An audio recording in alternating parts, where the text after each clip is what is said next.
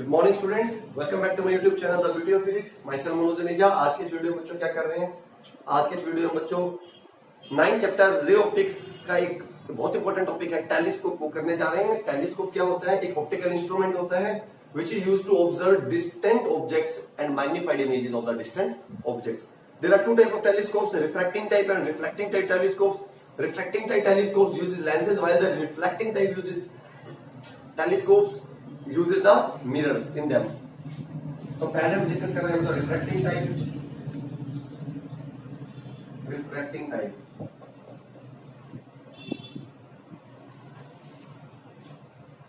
Telescope, इसमें बच्चों दो केस होते हैं। नॉर्मल एडजस्टमेंट, नॉर्मल एडजस्टमेंट वो होता है बच्चों जो final image is formed at infinity. तो पहले मैं वो करवा रहा हूं। ये है बच्चों हमारा ऑब्जेक्टिव लेंस, ये ऑब्जेक्ट की तरफ होगा और ये हमारा आई लेंस। यहां से आप रेज को ऑब्जर्व करोगे, यहां से आप ऑब्जर्व करोगे। This is my I, this is eye lens. आपको पता है बच्चों डिस्टेंट ऑब्जेक्ट से इमेज रेज कैसे आती हैं? पैरेलल। कैसे आती हैं? Parallel. Convex lens converging nature का है, तो सभी के सभी लाइट रेज को क्या कर देगा बच्चों?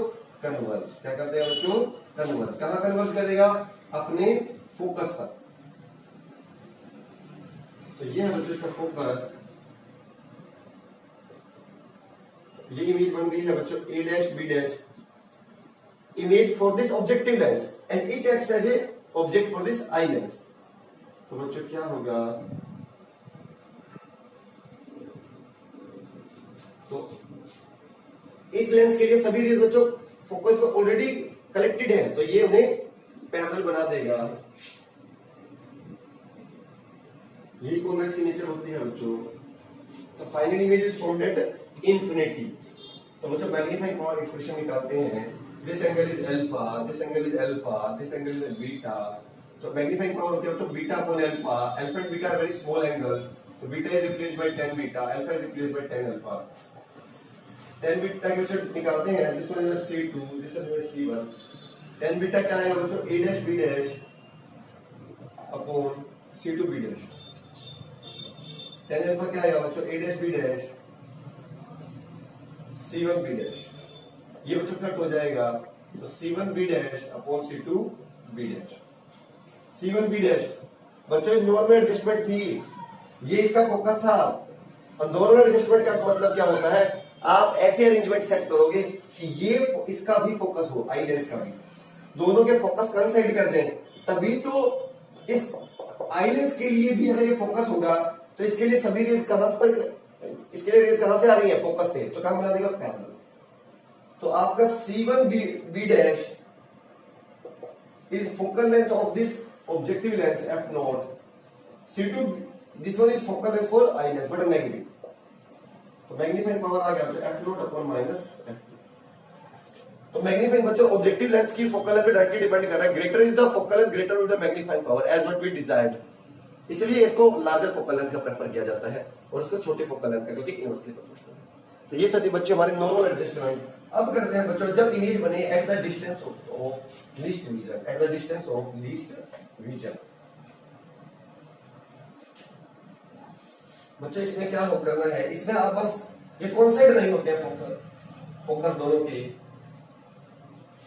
अगेन आपका वो कंसेप्ट तो होना ही है पैरेलल आई, तो कहां हो जाएंगे सभी सभी फोकस पर।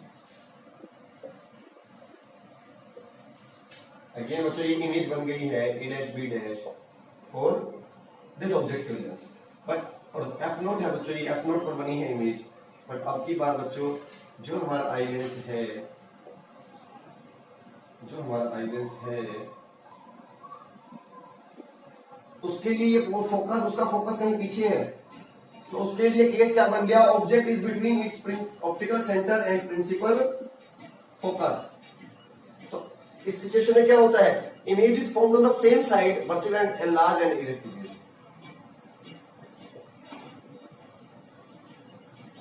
बच्चों मैं पीछे बढ़ाऊंगा रेस को।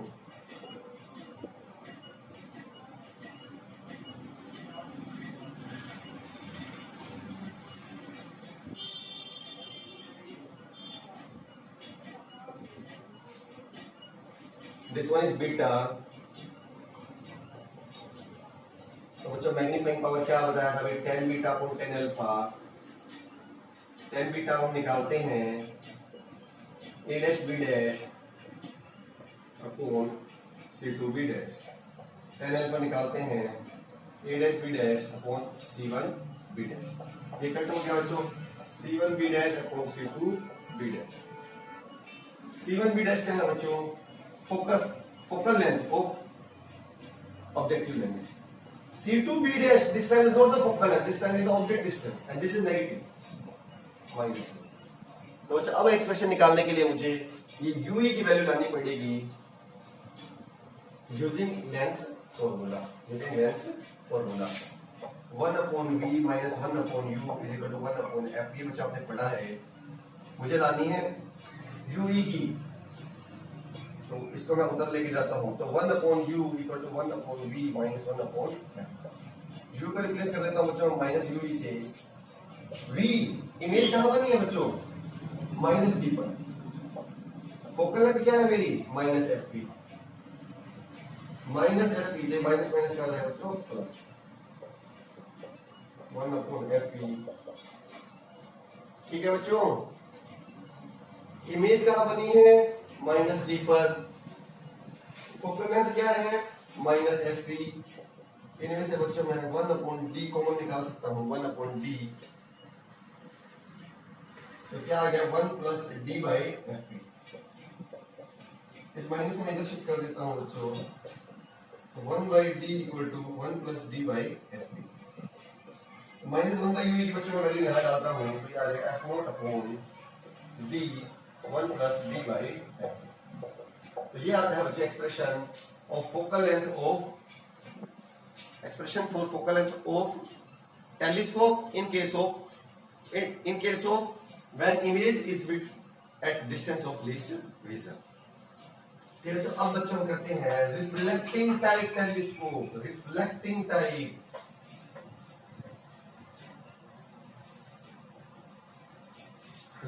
टाइप में बच्चों क्या होता है, मिरर्स यूज किए जाते हैं। बच्चा रिफ्रैक्टिंग टाइप में कुछ प्रॉब्लम है।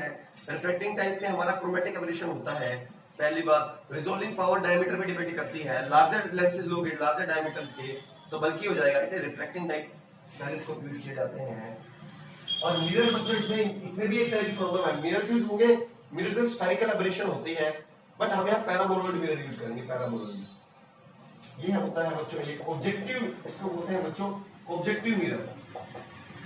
ये कनकेव नेचर का है बच्चों, और ऑब्जेक्टिव से बोल रहे हैं क्योंकि ये ऑब्जेक्ट से रेस को कलेक्ट करने वाला है।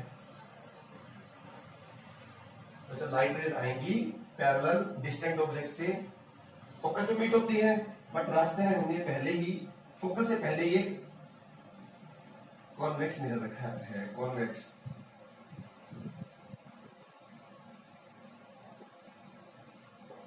ये उन लाइट रेस को बच्चों यहाँ आईपीस के अंदर भेजेगा। यह हमारा आईपीस होगा, तो यहाँ से आपको दिखाई देगा।